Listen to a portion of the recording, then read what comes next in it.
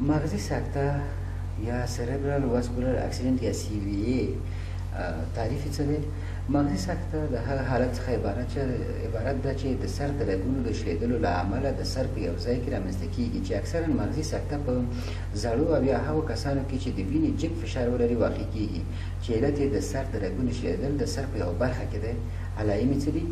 د مریض مخ سوربخن ښکارېږي، کله هم ناروغ بېهوښه وي، ساه ویستنه یې غږ لرونکي وي، د سترګو ګاټې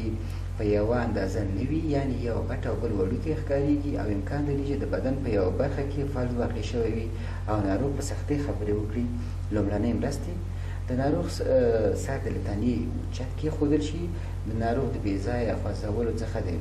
د ډاکټر ته رسېدلو ډډه وشي، د ناروغ له خولې نه د خوراکي توکي او مصنوعي غاښونه لرې کړل شي،